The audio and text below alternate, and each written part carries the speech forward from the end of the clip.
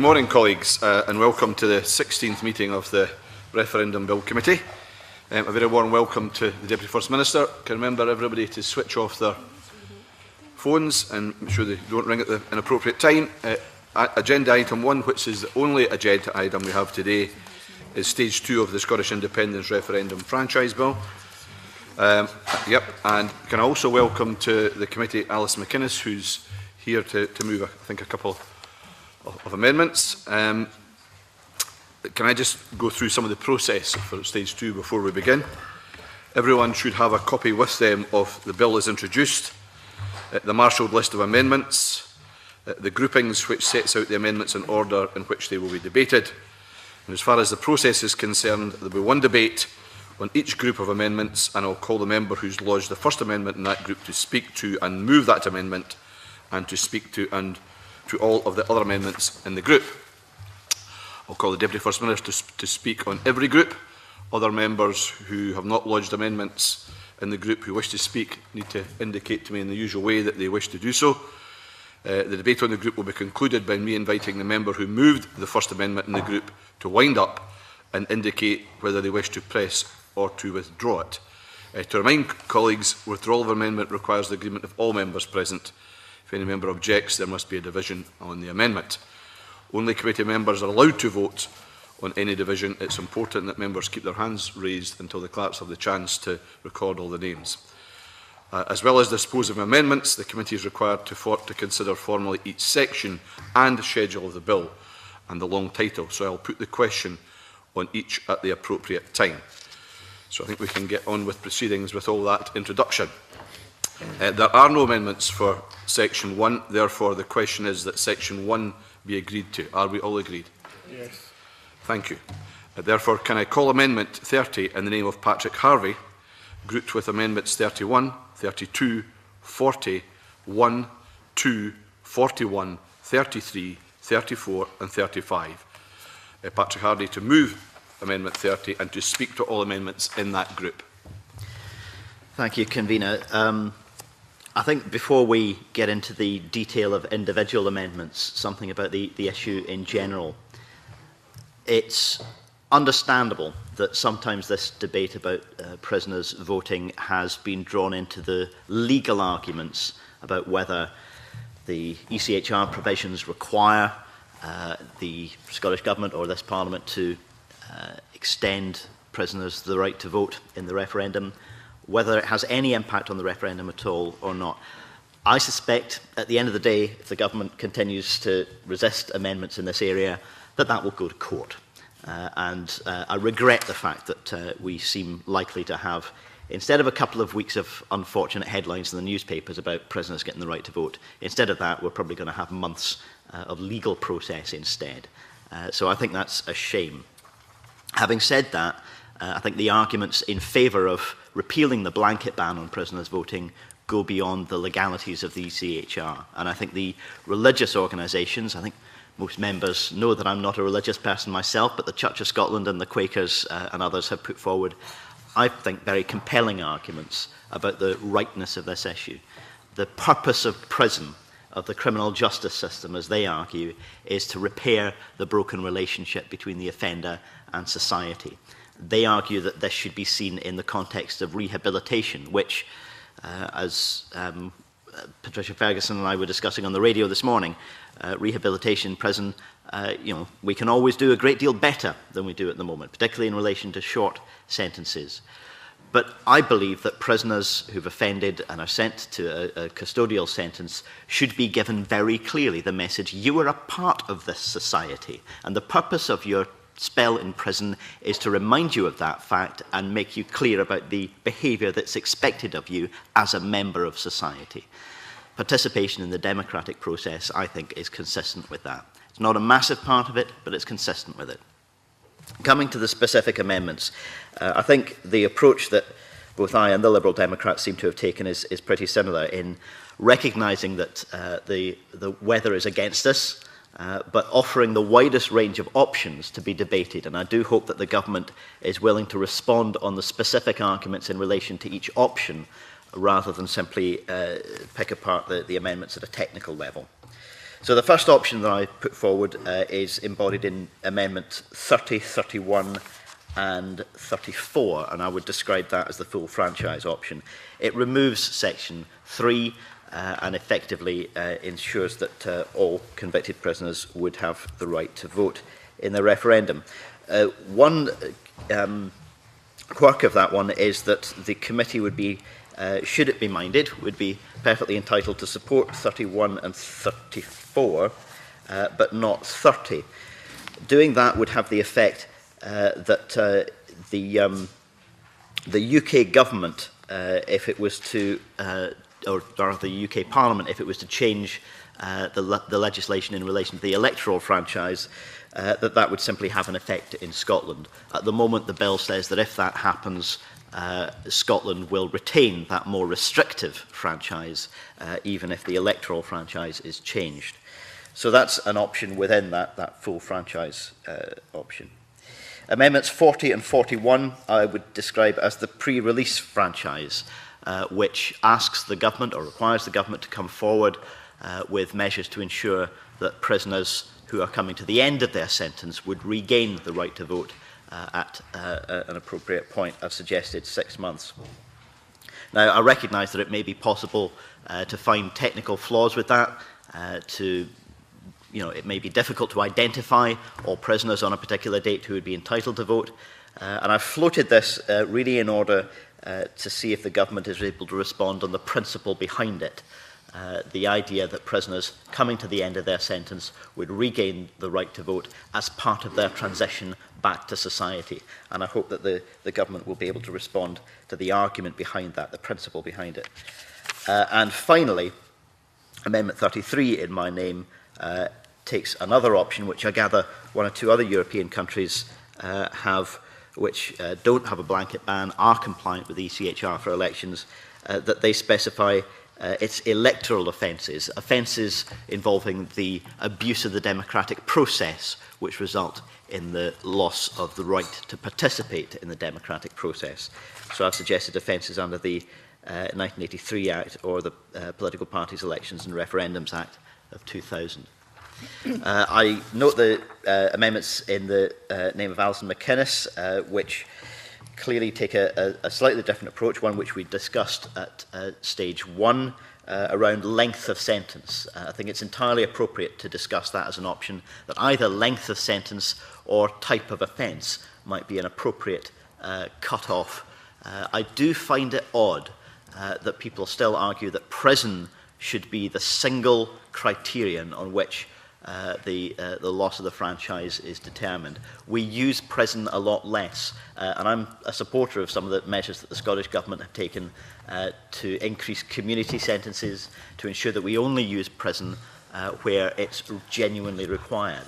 But it does seem odd that the same person could have committed the same offence just a few years ago and be given a prison sentence and lose the right to vote, whereas today they would not lose the right to vote. And I think that the use of prison as the only criterion for the loss of the right to vote does throw up so many anomalies that in many ways it would be better simply to abandon that principle altogether. Having said all that, Convener, nearly called you presiding officer there. Having said all that, Convener, I move Amendment 30. Thank you very much, Patrick Harvey. Alison McInnes to speak to Amendment 32 and all other amendments in the group, please. Thank you very much, Convener. My 4 amendments in this group are variations on the same theme as Patrick has already said, extending the franchise in the referendum to certain categories of prisoners. Now, I appreciate that many members will have reservations about allowing prisoners to vote, whether in the independence referendum or in the elections otherwise. The bill as it stands, as you know, bars all prisoners from voting. I think that while we send people to prison as a punishment, we measure success by the way in which offenders re-enter the community. And I think the primary aim of prison is rehabilitation, and we're only going to achieve results if we give offenders the tools to help them make a meaningful contribution to the community when they're released. That means ensuring they are engaged with society and that they are prepared for the responsibilities of citizenship. I think allowing some prisoners a say in this decision that will fundamentally shape the future of the country sends a powerful message that we're serious about giving them a role in society. upon release. And on the other hand, I think barring prisoners from participating risks isolating them even further. Members are, of course, aware of the ongoing discussions at Westminster regarding the European Court ruling that the existing blanket ban violates prisoners' human rights. As been pointed out by the government, we know that ruling doesn't apply directly to the referenda, but falling back behind that argument, I think, is weak. It's a way of avoiding what is an important issue. As Patrick mentioned, the UK is already out of step with much of Europe. The Council of Europe's Human Rights Commissioner is on record urging this Parliament to revise the bill. And my view is that the best place to start this discussion is with short-term prisoners. As the Howard League rightly points out, they represent a particular anomaly. In 2011-12, a little over 6,000 people in Scotland were jailed for 6 months or less. I figure that's too high, but that's a debate for another day. The majority of these were for offences such as shoplifting, breach of the peace and crimes against public justice such as resisting arrest. No one is condoning those offenders, no one's saying those crimes shouldn't be punished, but to deny a shoplifter a say in the future of the country seems to me like a disproportionate punishment, and all the more so when it will apply to those sentenced in the summer, but those caught in the spring will still get their vote. Can I speak directly to my amendments now? I've presented the committee with 3 alternatives today. Amendment 1 is my first choice, so to speak. The law as it stands in Scotland does make its own distinction between short-term and long-term sentences, and 4 years is the dividing line. Amendment 1 would give the vote to all prisoners who have been sentenced to a term of less than 4 years. Offenders on these sentences are serving a wide range of crimes, but sentencing judges have made a determination that within our laws means they are considered short-term prisoners. And if we're serious about holding Scotland up as a progressive country when it comes to prisoner rehab, then it's my view that this is the best place to start the debate. The second option I'm putting forward, Amendment 2, is a direct alternative to Amendment 1, and it would specifically target those offenders on very short-term sentences by giving the vote to any prisoners on sentences of 6 months or less. Now, I know that opening up the vote to all short-term prisoners will draw in a handful of offenders who are in prison for more serious crimes, and I acknowledge that members who may be amenable to the general principle of opening up the vote to some prisoners would be uncomfortable with that. So this amendment would likely grant the vote to only about 400 prisoners. It would address some of the anomalies around the date of sentencing, but primarily would send a message that the issue of prisoner voting is one that the Parliament takes seriously. And the third and final option is in the shape of Amendments 32 and 35, which go hand in hand. These amendments would grant the vote to all prisoners on short-term sentences who are within 6 months of being unconditionally released, with the exception of those offenders convicted of a sexual offence. Subsection 3A in Amendment 35 is in 2 parts to reflect the law as it currently stands, subsection 2, and the law of provisions in the Custodial Sentences and Weapons Scotland Act 2007 are enacted between now and the date of the referendum, that's subsection 3. In practice, those 2 subsections mirror each other, and they would mean that all prisoners serving a sentence of 6 months or less, and other prisoners on short-term sentences who are within 6 months of the halfway point of their sentence would be granted the vote. Adopting this amendment takes the approach that returning the vote to prisoners is an important step in the rehabilitation process. As prisoners approach release, we're beginning the process of reintegration into the community by returning some of their rights and indeed their responsibilities. I would also note that I've added my support to Patrick Harvick's Amendment 30, which seeks to address an anomaly that both his and my amendments could create in relation to the Representation of the People Act. Depending on which, if any, of my amendments the committee accepts, I acknowledge in advance to the Cabinet Secretary the potential need for consequential amendments and would be happy to work with her if the need arises. I also note the uncertain situation regarding the enactment of the 2007 Act in relation to my Amendment 35, and I would be open to further discussions on that amendment before stage 3, if the Cabinet Secretary is so minded. Thank you very much, Convener. Thank you, Alison. James Kelly. Okay, thank you, Convener. And can I draw members' attention to my declaration of interest? My brother is Tony Kelly, lawyer and sole proprietor of Taylor & Kelly, a legal firm based in Coatbridge.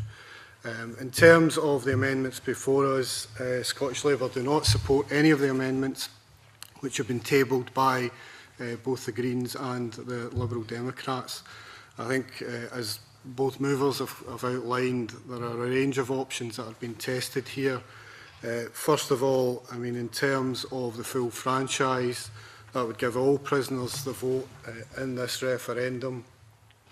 I mean, I think, you know, listening to the contributions, I think it's important to reflect that those who are committed to serve prison sentences, particularly for serious offences such as murder, which would be included in the voting if the full franchise was granted.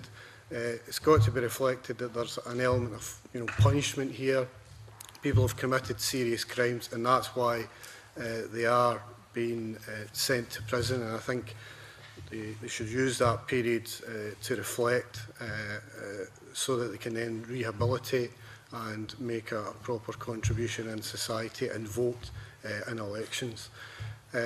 In terms of the other options before us, Mr Harvey, in terms of Amendment 41, proposes that prisoners reaching the final 6 months of their sentence would be granted a vote in the referendum in order to encourage rehabilitation. Again, that would include you know, serious offences, which would include you know, murder. And I think what you've got to reflect on is the impact that that would have on victims' families. It's difficult. It's right that, you know, people serve their term and get released at the appropriate time, but it does cause, on serious offences, it does cause difficulty to victims when people are being released back into the community, and I think that would be compounded by granting the vote in the referendum.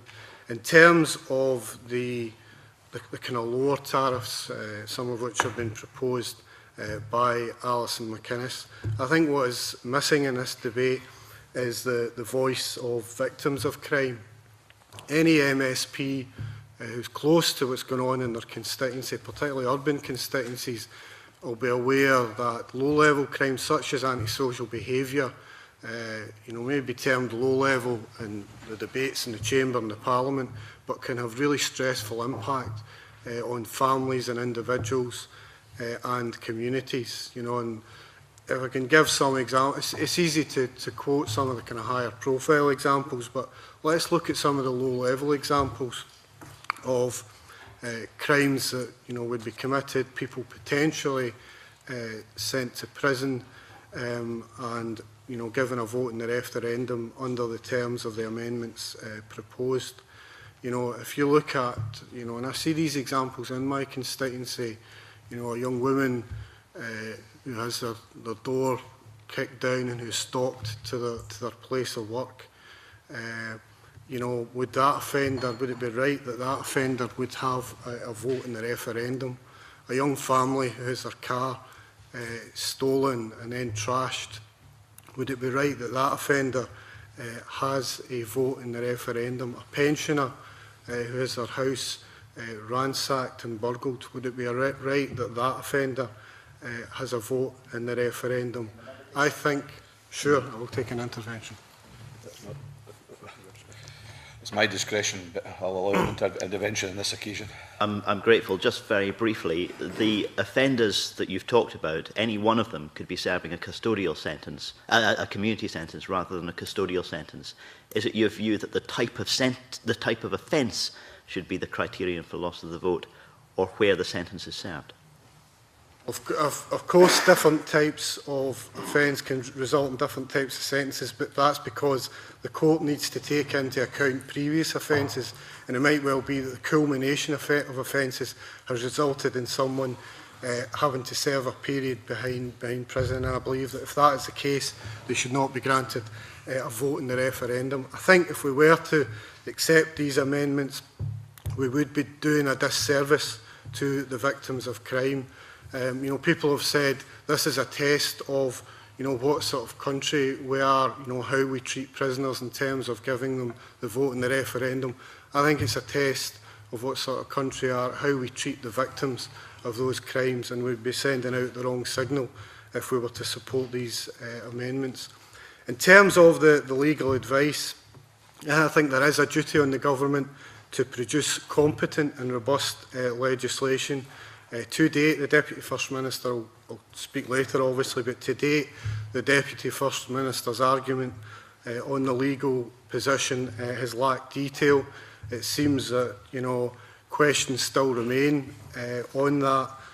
And I think there's a real requirement for the Government and the Deputy First Minister to advance their own argument. You know, to date they seem to submit and support the Law Society's arguments in Stephen Tierney's paper.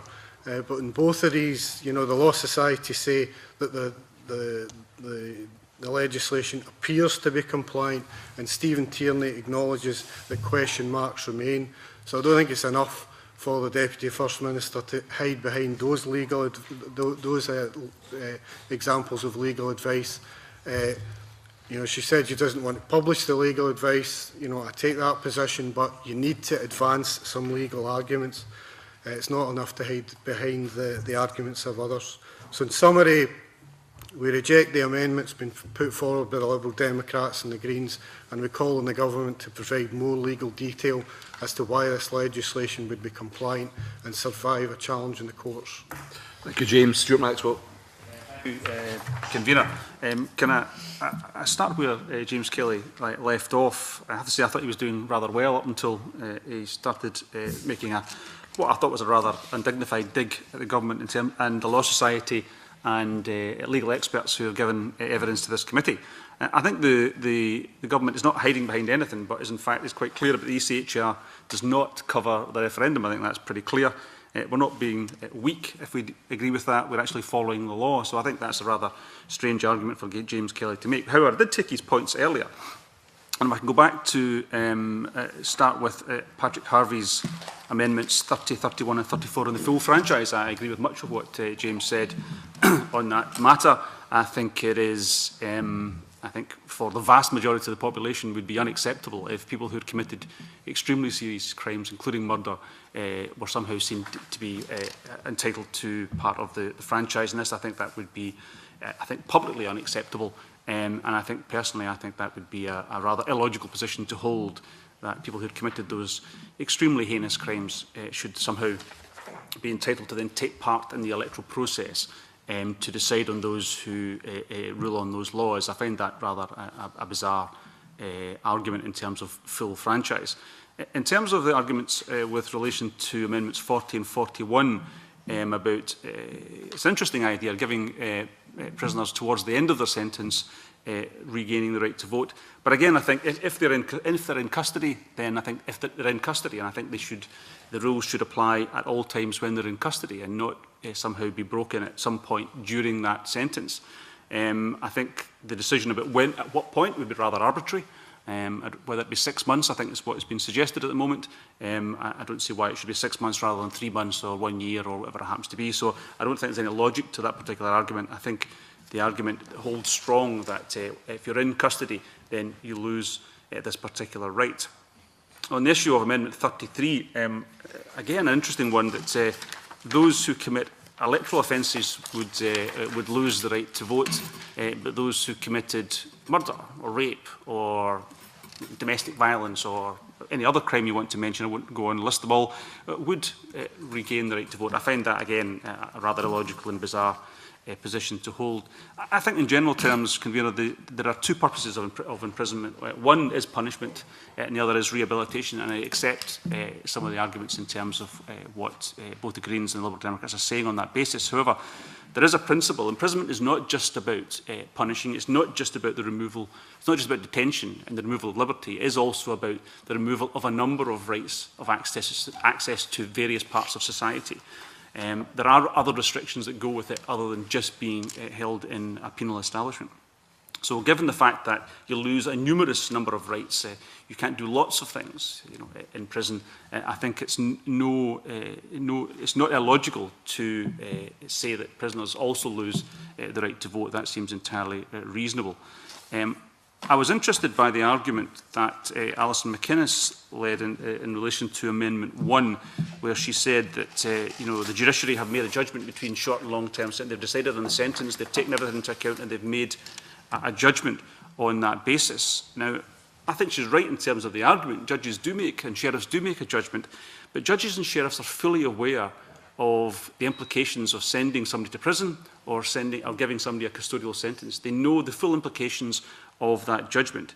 And I personally prefer to leave that decision to the judges and sheriffs to decide, given the circumstances of the case, the context of the case, the background to the individual, the previous history of the individual in terms of other offences, to decide whether or not a custodial sentence is appropriate or a non-custodial sentence is appropriate. They know that if they give that person a custodial sentence, they would lose a number of rights, not just the liberty, including the right to vote. So I agree with the argument that judges and sheriffs should be allowed to make that judgment, but not just about whether it's short or long-term sentences, but also whether or not a person should be in custody or not, and all the implications that follow from that.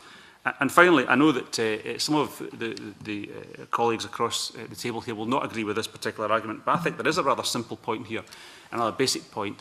And the bottom line is, if you want to retain your vote in the referendum, don't go and commit crime. It's pretty simple. Don't go and steal people's cars. Don't go and create violence in the streets.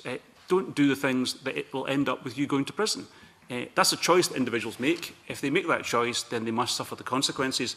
That's the view, I think, of society, and it's certainly one of the views that I support. Honourable Goldie. Thank you. Can I thank both Patrick Harvey and Alison McInnes for the eloquence and the lucidity of the arguments presented, which I think actually were a very helpful exposition of the position they wish to advance.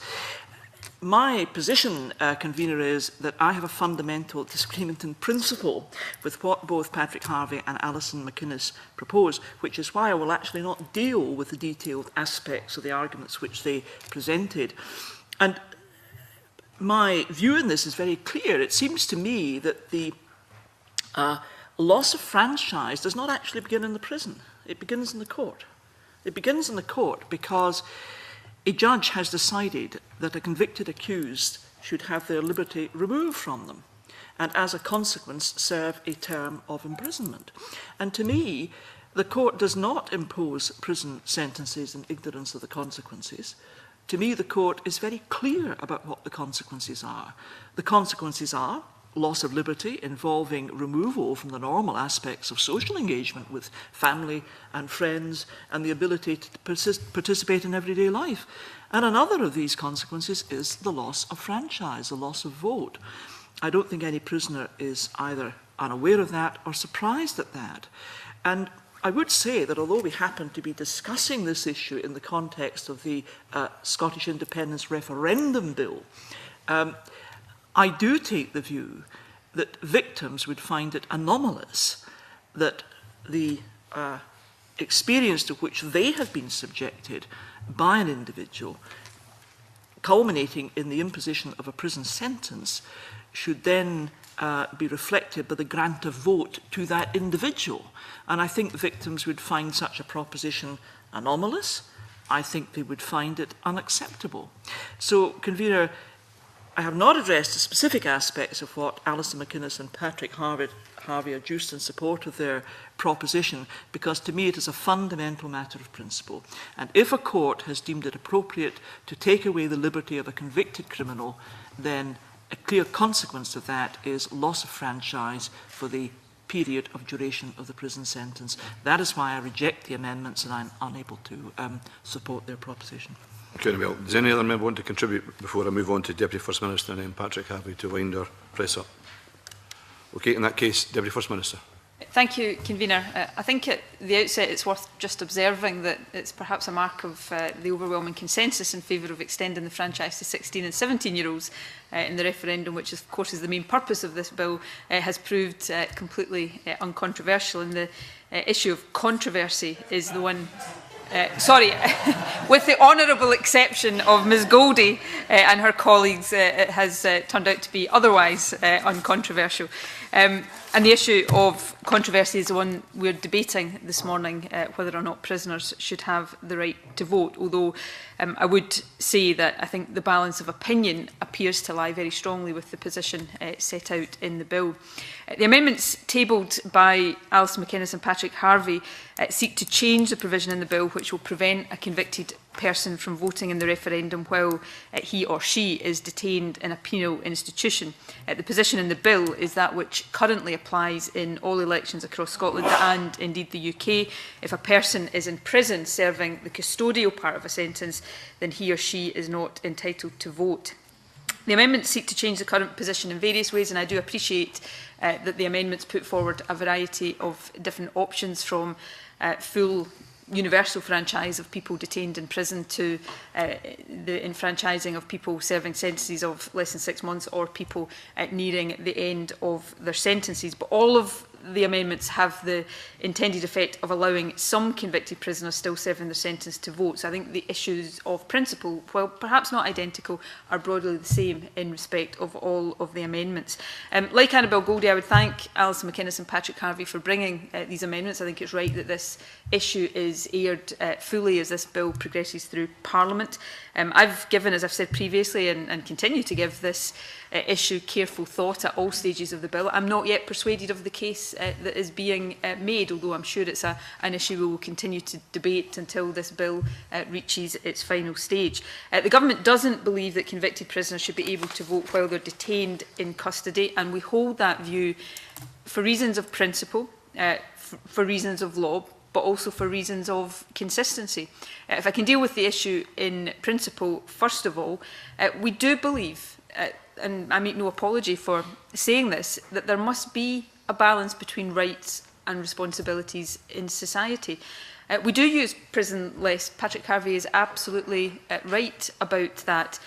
But if a judge, after the judge has heard all of the facts of a case, considers that the circumstances of the case, or the seriousness of the crime, or the previous convictions of the offender warrant a custodial sentence, then I believe it's right that the individual should lose rights as a result of that, that others who've not committed a crime, or whose crime doesn't merit that custodial sentence, or people who have already served the custodial part of their sentence should enjoy. So for the time in which a person is serving a sentence in prison, the right to vote, in my view, should be one of the rights that he or she loses. And when a person re-enters society, they regain that right to vote with the other rights that they regain. So that's the issue in principle, and I would agree with many of the comments that have been made by others on that matter.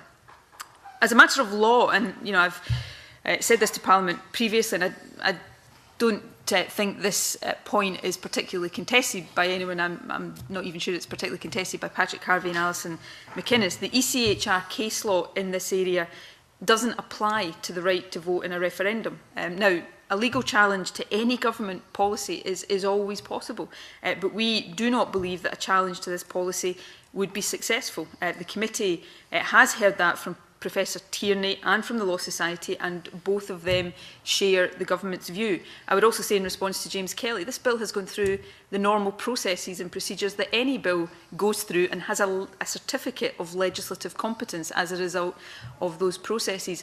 And I would say to James Kelly, I thought James Kelly made an excellent contribution, but for the point on legal advice. And to me, that seems like a bit of a device that Labour are using here. I would observe that the position of Scottish Labour is as follows. They agree with the government on this issue, but they can't quite bring themselves to say, without any sort of caveats, that they agree with the government. So they are turning to the legal advice point to provide some proof that they don't really completely agree with the government. There's still a point of distinction. I think it would actually just be a better position if we accepted that we agree with each other, and we've come to the same position both on principle and considering the legal position. And I'm sure that's how the vote will pan out. But that is the position on law. Finally, on the issue of consistency, and Patrick Harvey made a number of points which I thought were reasonable points on the consistency point, not today but in the stage 1 debate. But I would reiterate the position that the position as set out in this bill seeks to ensure, not just on this issue but generally, seeks to ensure that the current arrangements remain in place for the referendum, with one exception, that exception being the extension of the vote to 16 and 17-year-olds.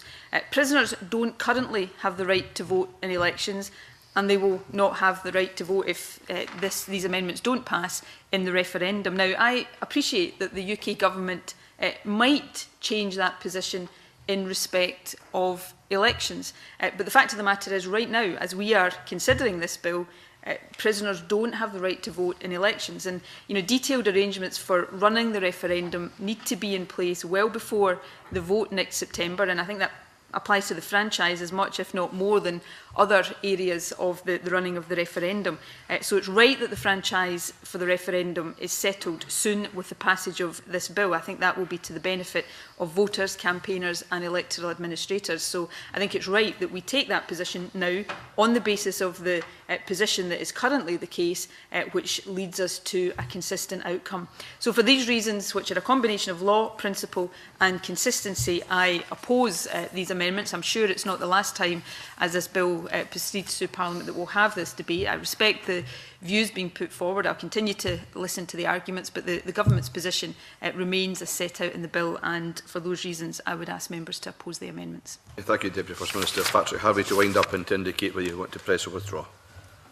Thank you, Convener, and can I thank all those who've contributed to the debate. The Deputy First Minister began by noting the breadth of support there is for votes at 16, and I can say I'm very comfortable to say we agree with the Government on that.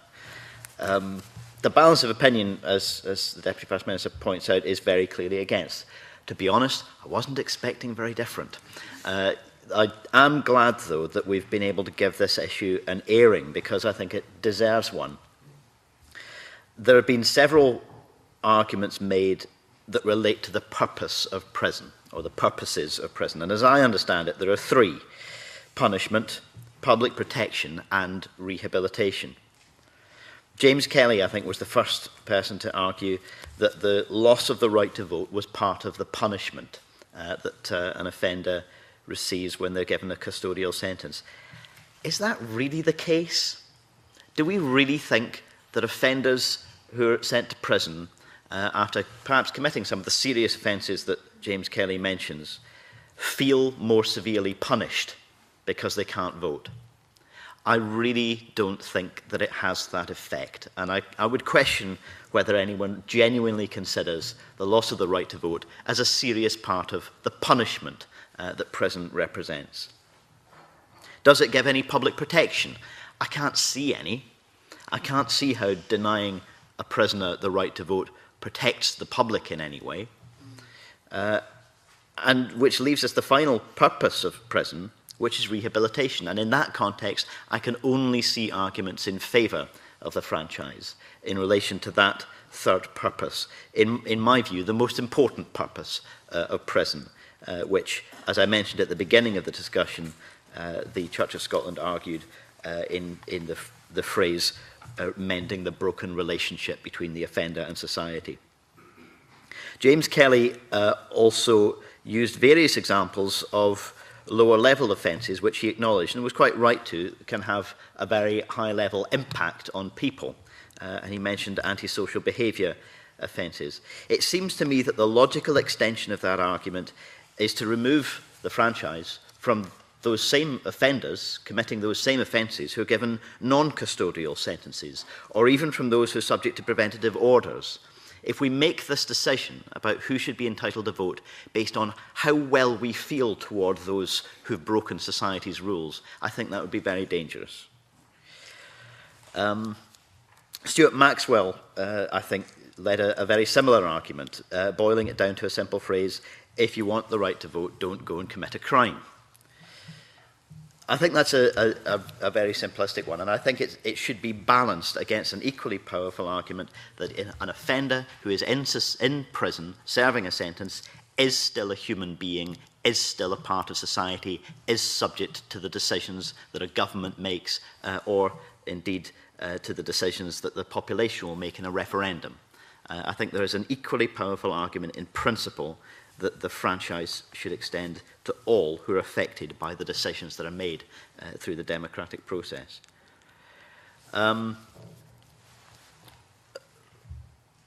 Stuart Maxwell also said that the government are following the law because the ECHR doesn't directly relate to referendums.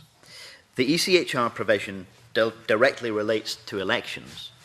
It doesn't forbid a government from making a comparable decision in relation to a referendum. So there is no law to follow. If Stuart Maxwell is correct that the ECHR does not apply to referendums, then there is no law to follow. There is a choice that we are free to make. And in my view, the principled argument in relation to ECHR compliance go way beyond whether it directly applies, whether it compels us or not. Because this is a government which hopes, as I do, that Scotland, after the referendum that we're about to hold, will make decisions such as incorporating ECHR into a written constitution. They've made that commitment publicly on the record, and I support it very strongly. The idea that we embed human rights legislation into documents which embody, which constitute the new independent Scotland. Well, whether we do that or perhaps if we don't get the result that the Deputy First Minister and I want, some other stage of devolution, it might be another 20 years of disappointment before that happens, but if at some point we have devolved competence over the electoral franchise, we'll still be faced with this question. And it seems to me bizarre to support ECHR and therefore to support an end to the blanket ban on prisoners voting in elections, but to begin a referendum process with a franchise which would not be compatible with that position that we wish to take in relation to elections. And so I think there is a principled argument in favour of compliance with the spirit of the ECHR, whether or not it in fact would be applicable at a technical level. And so on that basis, I intend to press Amendment 30 to the vote and will do so for most of my other amendments. Therefore, the question is that Amendment 30 in the name of Patrick Harvie be agreed to. Are we all agreed? No. Okay, there will be a division. Those who are in favour of the amendment, please show. Those against?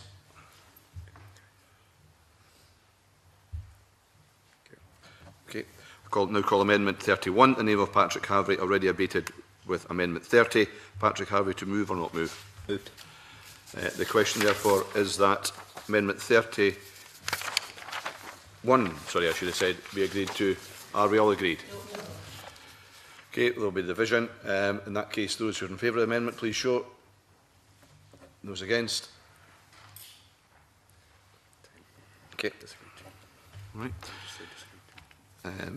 Sorry, those who disagreed to it, I should have said. I'm saying the outcome is disagreed. Yes, sorry, I shouldn't mention it. Sorry, Andrew. I kind of knew that, but okay, the outcome is we've disagreed to it. I think that was pretty obvious, though. So, the question is that Section 2 be agreed to. Are we all agreed? Yes. I now call Amendment 32 in the name of Alison McInnes, already debated with Amendment 30. Alison McInnes, to move or not move? Move. Move. The question, therefore, is that Amendment 32 be agreed to. Are we all agreed? In that case, those in favour, please show. Those against, please show. I think that outcome is clear as well. I now call Amendment 40 in the name of Patrick Harvie, already debated with Amendment 30. Patrick Harvie, to move or not move? Moved. The question, therefore, is that Amendment 40 be agreed to. Are we all agreed?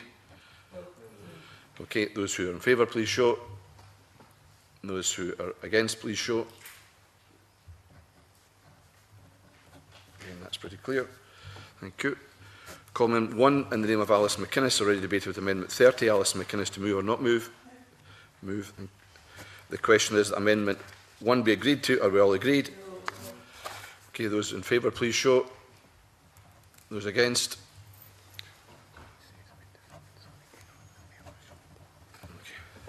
Okay. That Amendment 2 has been defeated. Now, I think that takes us...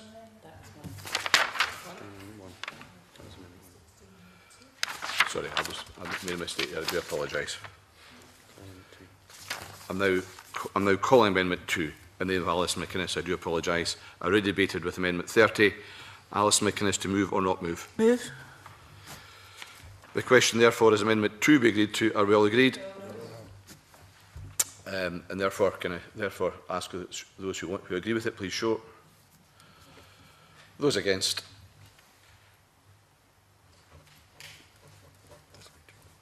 Again, for the record, that is defeated. I call Amendment 41 in the name of Patrick Harvie, already debated with Amendment 30. Patrick Harvie, to move or not move? Not moved.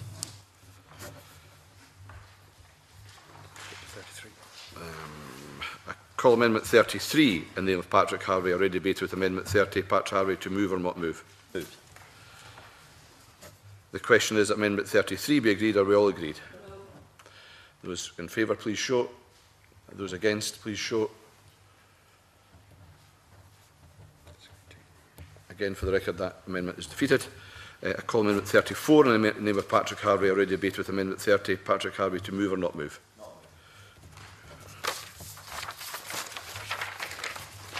The question, therefore, is: the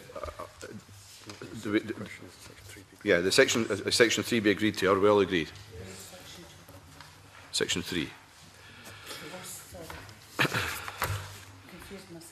I now call Amendment 3 in the name of the Deputy First Minister, group with Amendments 4, 5. No, my apologies. Have I got that wrong, Andrew?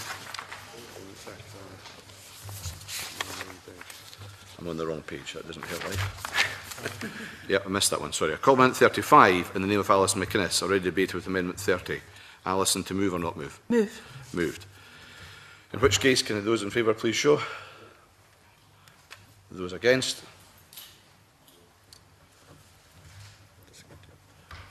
Okay, again, that amendment is defeated. The question is then, therefore, that Amendment 35 be agreed to. Are we just done that? Sorry, the question is that sections 4 and 6 be agreed to. 4 to 6 be agreed to. Are we all agreed? Yes. Right, I think I'm right when I say I call Amendment 3 in the name of the Deputy First Minister, group with Amendments 4, 5 and 29.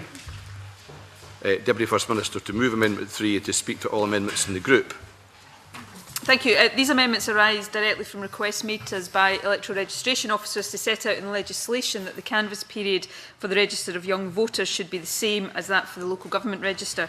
Specifically, EROs requested that the bill should specify the date of the end of the canvass period for the register of young voters, and that should be the 10th of March 2014, in line with the end of the canvass period for and publication of the local government register. While the register of young voters will not, of course, be published, EROs advised us that it was important for their purposes to have clarity in the bill about when the canvass period for young voters ends and rolling registration begins. As we now know that the start date for local government register canvass activity in Scotland will be the 1st of October 2013, Amendment 3 sets an identical canvass period of 1st of October 2013 to 10th March 2014 for the register of young voters. Amendments 4 and 5 mirror and take into account for the young voters register the local government register canvass arrangements, which provide that the date of application to that register will be the date the canvass form was received by the ERO and not deemed to be 15th October as under previous canvass arrangements. EROs also requested that section 13(2) of the bill, which prevents any application for registration in the young voters register being made before the 1st of December 2013, should be amended to reflect the earlier canvass start date. As the committee knows, the date in the bill was set out before the date of the referendum had been confirmed and before the full details of the UK Government's 2013-14 canvass plans were known. So in line with what EROs have requested, Amendment 29 therefore provides that applications for registration in the Young Voters Register can be received from the 1st of October onwards. These changes will fully align the canvass period for the register of young voters with that for the local government register. I would suggest, Convener, that they are sensible changes which take account of requests from stakeholders and which I therefore commend to the committee, and I move Amendment 3. Anybody else want to speak in that particular group? Okay, the question is that Amendment 3 be agreed to. Have all agreed? I therefore call Amendment 4 in the name of the Deputy First Minister, already debated with Amendment 3. Deputy First Minister, to move formally. Move. The question is that Amendment 4 be agreed to. Are we all agreed? Therefore, I call Amendment 5 in the name of the Deputy First Minister, already debated with Amendment 3. Deputy First Minister, formally move. Moved. Okay. The question, therefore, is Amendment 5 be agreed. Are we all agreed? Thank you very much.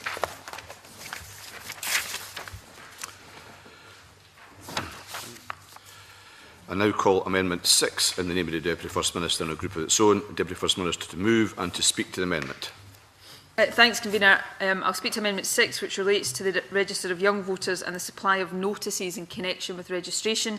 As the committee is aware, the bill has been very carefully drafted to take account of the need to protect the information collected on young people. This amendment reflects the modifications already applied in Schedule 1, Part 3, and it removes an unnecessary reference. It's a technical amendment. The subparagraph the amendment relates to suggests that an ERO has to supply copies of certain notices in accordance with procedures and particular regulations. But as the bill does not apply these procedures, the reference is simply unnecessary and could be confusing to readers of the bill. This amendment adapts the modifications already applied by the bill to remove the reference in line with our general approach to the treatment of information contained in the Register of Young Voters. As I said, it is a straightforward technical amendment, and I therefore move Amendment 6. Any other member wish to contribute in this group? Okay. I presume you will waive the right to wind up, yep. The First Minister. The question, therefore, is that Amendment 6 be agreed to or well agreed. The question is that Schedule 1 then be agreed or well agreed. I now call Amendment 7 in the name of the Deputy First Minister, group with Amendment 8. Deputy First Minister to remove Amendment 7 and speak to both amendments in the group. Section 7 of the bill currently allows any person aged under 17 who doesn't wish to disclose the address at which they are resident to register using an address in Scotland at which they have previously resided. They can do this by making a declaration of local connection. There are already similar provisions for older voters in electoral legislation to make a declaration of local connection. However, the circumstances in which such a declaration could be used is fairly narrowly drawn. The Scottish Government's general approach to this legislation and the policy underpinning it has been to replicate current registration practice for the purposes of the Young Voters Register as far as possible, while balancing that with the need to treat data on young people sensitively and recognising that they might have particular needs. As the policy memorandum and explanatory notes accompanying the bill made clear, the additional ground at Section 7 for making a declaration of local connection was intended to be used by vulnerable young people applying to the Register of Young Voters. For example, those young people for whom the disclosure of their address, even to a very limited group of people, could pose a risk. These amendments put beyond doubt the purpose of the provision, which is protecting particularly vulnerable young people by setting out in broad terms the circumstances in which such young people would be entitled to make such a declaration. As the amendments make clear, the two groups of young people who will be able to utilise this facility are young people being looked after by a local authority and those kept in secure accommodation, mainly in care situations. The additional ground for the declaration of local connection is designed to offer protection for particular groups of young people in particular circumstances. A young person in such a situation will be entitled to register giving an address to the ERO other than that at which they're currently residing, as long as they previously resided at that address and it is in Scotland. They will also be able to give a correspondence address, for example, the local authority, or to collect correspondence from their ERO's office, and that avoids their current address being shown on the Register of Young Voters. In short, Convener, it was felt that as currently drafted, this provision in the bill may be too wide, and therefore this is seeking to narrow it to ensure that it can fulfil its original intention. Of course, it is possible that in certain circumstances young people could have other reasons for wanting to register without disclosing their address, and I know that the Commissioner for Children and Young People has very recently suggested that those fleeing domestic abuse, whether with a parent or not, is one such example. I should stress that young people in this situation and others in different circumstances will still be eligible to apply to register to vote completely anonymously, as some electors in the local government register are already entitled to do. And this would mean that neither their name nor address would appear on the Register of Young Voters. The process of anonymous registration is well established and, depending on their circumstances, is available to any young person and indeed their parent. It's a different process to the declaration of local connection, but it provides even stronger protection. So I hope that gives some clarity to the committee, but I'm also happy to commit to discussing with the Commissioner before we get to stage 3 in order that we can give relevant assurance and appropriate assurance to him that all appropriate circumstances are being taken account of. And with those comments, I move Amendment 7. Two people have indicated they want to contribute at this occasion. Stuart Maxwell. Thank you, Convener. I very much welcome the comments that the Deputy First Minister has made towards the end of her contribution on Amendment 7 in particular. Clearly, I raised the issue of young people who happen to be in the unfortunate situation of fleeing, for example, domestic violence, at stage 1 when the Commissioner gave evidence alongside Dr Ken MacDonald. Both seemed very comfortable with the bill as it's currently drafted and have since contacted me, the Commissioner has since contacted me asking for clarification on the issue with a particular Amendment 7. It does appear to be, and you have said that effectively Amendment 7 it narrows the situation to those children who are looked after by a local authority or kept in secure accommodation. That's very clear.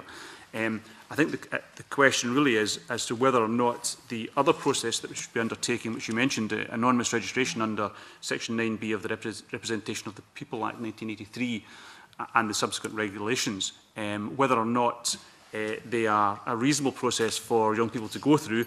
It has been suggested they are a particularly onerous process and would therefore make a clear differentiation between those children, for example, who are looked after or in secure accommodation and those children who are fleeing domestic violence, for example. And surely I think we would want them to have the opportunity to vote in the referendum and for that process for them to do so to be as simple as possible. So I take on board what the Cabinet Secretary has said with regards to contacting the Commissioner in advance of stage 3, and I certainly would very much look forward to hearing the outcome of those discussions. Tricia.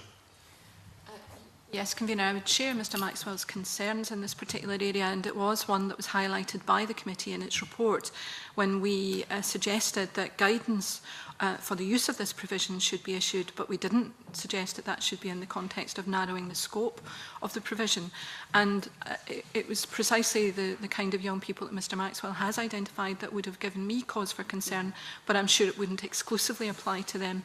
It seems to me that everything that we've tried to do in the context of this bill, and to their credit the government has too, is to try and make it both as safe and as easy for young people to be able to exercise their vote next year. I would hate to think that we were doing something here that made it more difficult for young people whose lives are already perhaps more difficult than we would like to see them be. And I would hope that the Cabinet Secretary could look at that again and see whether there is perhaps a better way of drawing that particular provision. Well, Goldie just indicated she wishes to contribute as well. I'm grateful, Convener, and I am actually comforted by the additional reassurance given in this amendment, and I think it is helpful. We will come later, Deputy First Minister, to your amendment on the actual canvas form, and I don't know whether to mention this point there or mention it now, but I had concerns that the adult completing the canvas form would not be alert to the facility of not requiring to disclose the postal address of the young person. And I just wondered if any further thought had been given to that. I am reassured by this amendment. Does any other member wish to contribute at this stage? Deputy First Minister, do you wish to wind up? Just if I can pick up straight away on Annabel Goldie's point, I appreciate it's a discussion we might get into in a bit more detail in a later group, but we are considering potential stage 3 amendment to cover the very point, whether it would be right to do it that way or something that would be covered in guidance, but we can perhaps get into that in more detail when we come to the relevant group. If I can deal with some of the points that have been made here, I think perhaps the first thing that might be appropriate for me to do is just to set out a bit more explicitly why we consider amendments to this section are appropriate. The original provision in the bill doesn't explicitly state who would be eligible to make a declaration of local connection. So it is theoretically possible, although I accept it's practically unlikely, that the original provision could have allowed any young person living outside of Scotland to register using a previous address in Scotland. I think that's too wide a definition, and I think it does pose risks, and that's why I'm proposing the amendments today. The amendments are consistent with the general principles of the bill, which seek to replicate existing practice as far as possible, while recognising the particular needs of certain young people. I accept, and I said in my opening remarks, that there are young people who are perhaps at risk for reasons other than set out in these amendments, and it's not the intention of the government to make the lives of young people whose lives are already difficult any more difficult. I believe that young people in these circumstances are catered for by the provisions on anonymous registration. To register anonymously, a person has to provide evidence of either two types. First, that they or a member of their household is protected by one of several listed court orders giving protection from harassment, or secondly, that a senior police officer, chief social work officer or other listed person of similar types certifies that someone in the household's safety would be at risk if they were registered showing their name or address.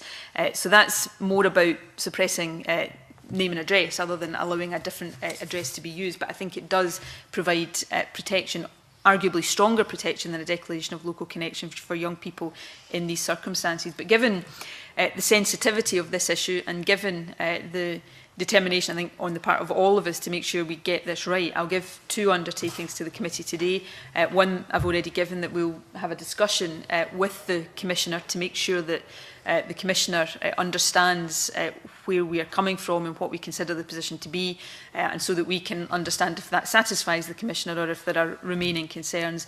And I will write to the Commission before stage 3 to set out the position and to set out the outcome of our discussions with the Commissioner. Thank you, Deputy First Minister. The question, therefore, is that Amendment 6 be agreed to. Are we all agreed? Okay. The question is that Schedule 1 be agreed to. Are we all agreed? I now therefore call Amendment 7 in the name of the Deputy First Minister, group with Amendment 8. I think we were on 7. Sorry, I've not got the... We've already agreed to 6, so we need to put the question in section 7. Okay. Amendment 7. The question is that Amendment 7 be agreed to. Are we all agreed? Yes. Yes. Therefore, call Amendment 8 in the name of the Deputy First Minister, already debated with Amendment 7.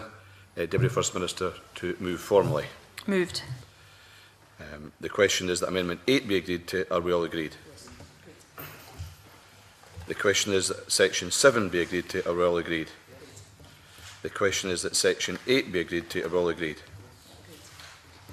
I now call Amendment 9 in the name of the Deputy First Minister, group with Amendments 10, 11, 11A, 13, 12, 36, 14, 37, 15, 38, 16 to 21, 39 and 22 to 27. I should point out that there are pre-exemptions. If Amendment 37 is agreed to, I cannot call Amendment 15.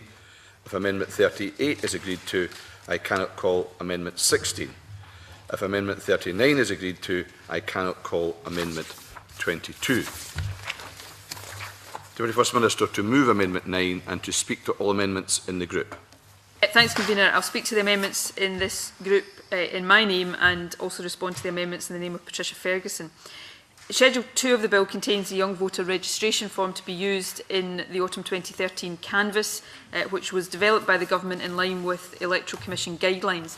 Both the Electoral Commission and Electoral Registration Officers provided valuable advice in the development of this form. The form has also been subject to a rigorous process of independent testing. The testing was conducted through a series of one-to-one interviews. It covered households with eligible and ineligible 15-year-olds and targeted groups who may be more likely to encounter difficulties in filling out a form, such as those with low literacy or English as a second language. The main findings of the testing report were that the form works well and is easily understood. In particular, no one failed to include an eligible 15-year-old on the canvass form, and everyone who should have been registered to vote was included on it in tests. Various minor changes were recommended to the form in relation to wording and formatting, and the Government fully accepts all of the recommendations and seeks to implement them through our amendments today. The amendments I propose under Schedule 2 fall into three broad groups. Firstly, amendments which insert the date of the referendum into the canvass form. At the time the bill was published, the date hadn't been confirmed, so the amendments dealing with that falling under this category include, for example, amendments 15, 16, 22 and 23. Secondly, amendments suggested by the electoral registration officers. The Government has worked very closely with those officers in the development of the bill and will continue to do so through its implementation. Amendments 9 and 18 in particular are the result of further discussion on the form with EROs. Amendment 9 allows space for the address of the household to be included on the form. This will allow registration officers to associate the details contained in the form with the correct address, even if the form is returned separately from the main canvass form or the two forms were to become separated during processing. Amendment 18 makes it clear that anyone filling out the form should correct any errors in the pre-populated fields, and that will ensure registration officers collect the most accurate and up-to-date information. And the third category of my amendments are the remainder of the amendments proposed by me, and they result from recommendations following the independent testing of the canvass form. The Scottish Government committed to accepting all of the recommendations made in the testing report, and these amendments achieve that. These minor amendments I propose to the canvass form should ensure that the form is clear, intelligible and as easy to use as possible. Let me also, Convener, respond to Amendments 11A, 36, 37, 38 and 39 in the name of Patricia Ferguson. These amendments propose using a date of birth to establish eligibility on the canvass form, as opposed to the current wording which uses the young person's age at the date of the referendum. I understand that the Scottish Youth Parliament raised this issue during one of the committee's evidence sessions. I appreciate the reasoning behind this amendment. However, the form has been independently tested using the phrase "will be 16 by the date of the referendum" rather than the phrase "was born before the 19th of September 1998. Indeed, the testing report gives specific consideration to including the date of birth on the front of the form, and concluded as follows. Given that none of the participants had any difficulty working out the eligibility from the dummy referendum date, and given the preference for less text, we do not recommend adding this to the front page.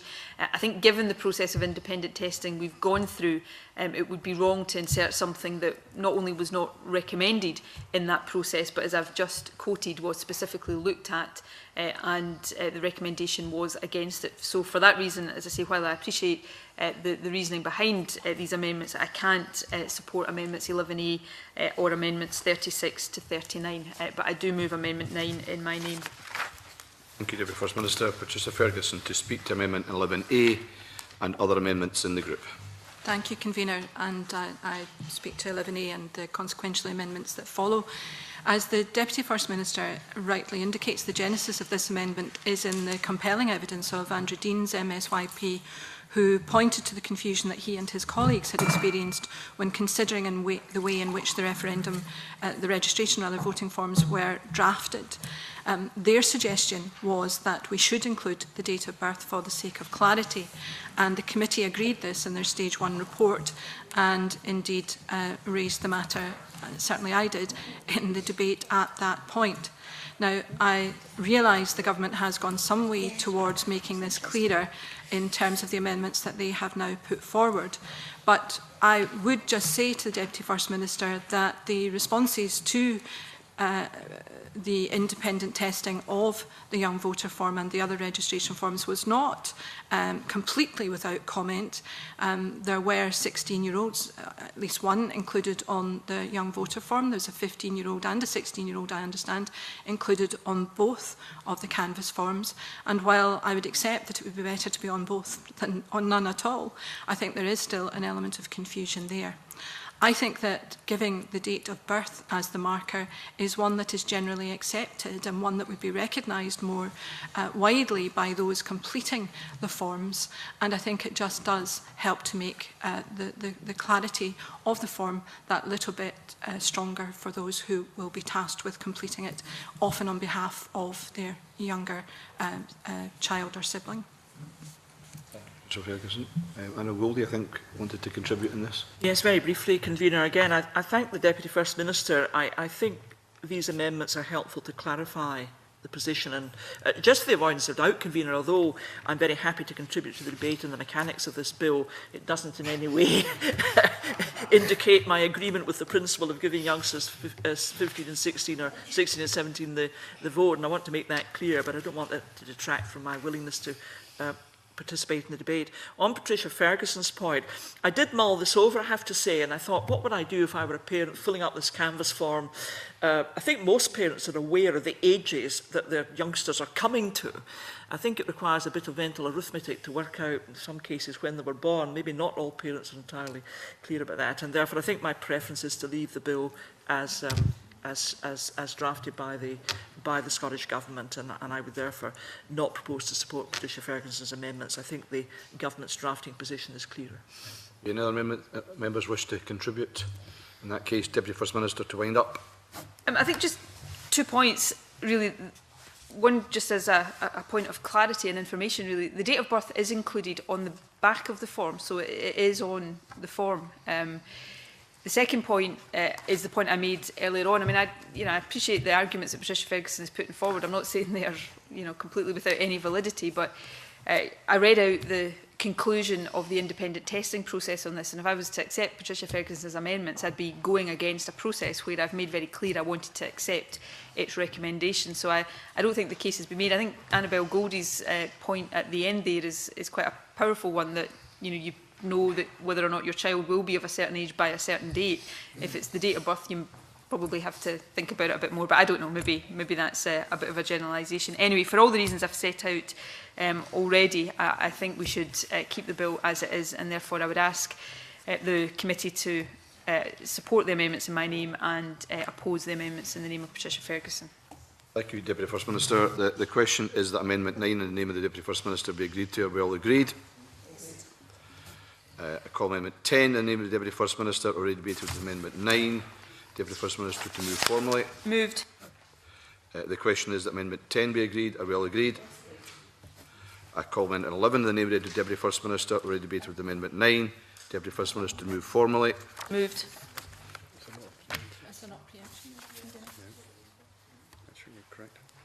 No, I'm correct in where I'm going here. Yep.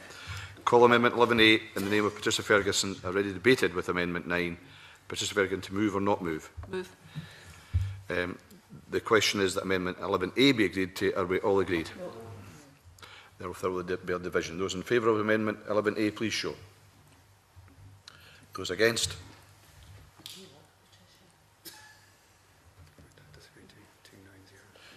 Thank you very much. For the benefit of the official report, those in favour of the Amendment 2, those against 9, there were no abstentions. The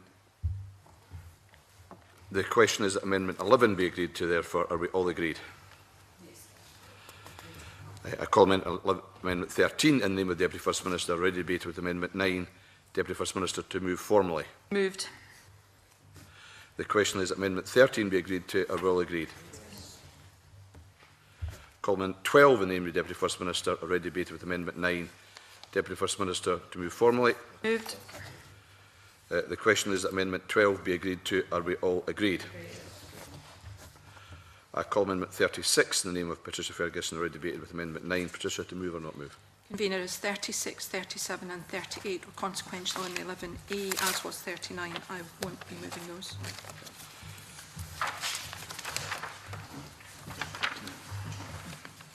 I call Amendment 14 in the name of the Deputy First Minister, already debated with Amendment 9.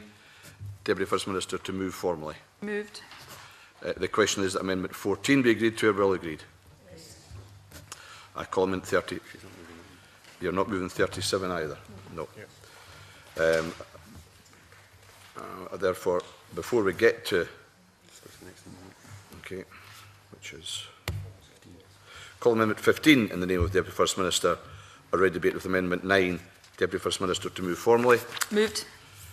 The question is that Amendment 15 be agreed to. Are we all agreed? I call Amendment 30. No, I'm not moving that one either. Therefore, I'm now calling Amendments 16, 17, 18, 19, 20 and 21, all in the name of the Deputy First Minister and all previously debated. I invite the Deputy First Minister to move Amendments 16 to 21 en bloc. Moved. I ask any member whether any member objects to a single question being put on Amendments 16 to 21.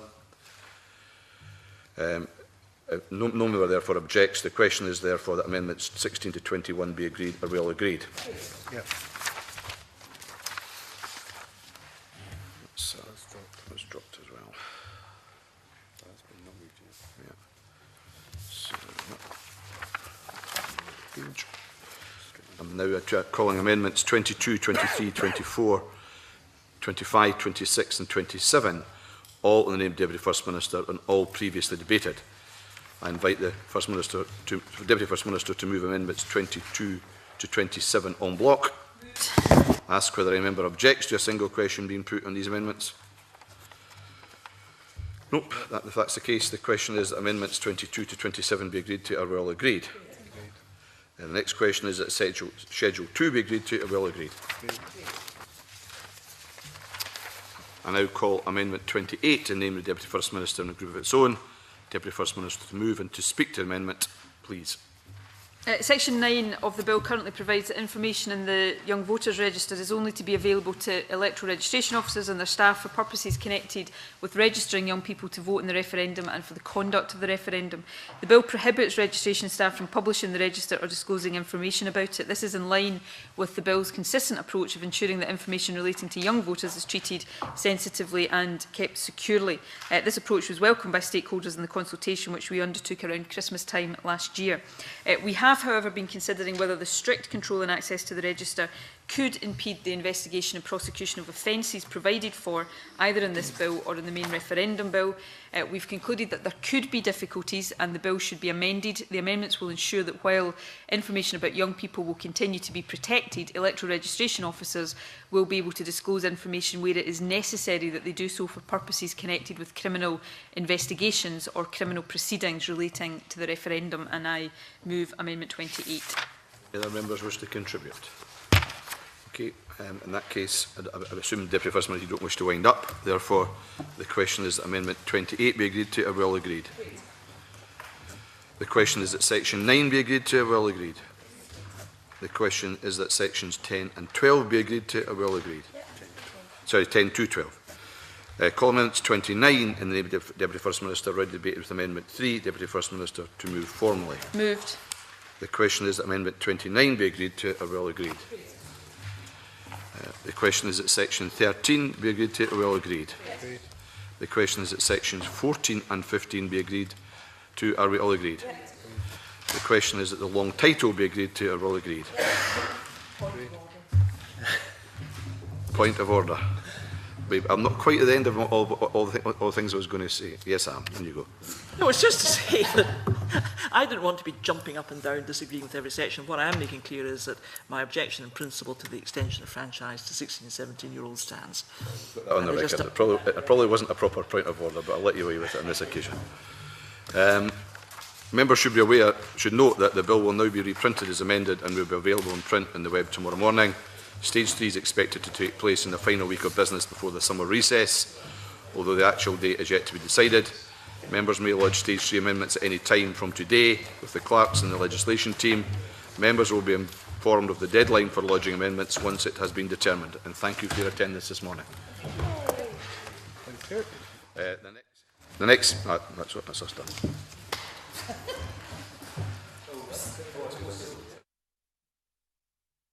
Sorry, the meeting is now closed.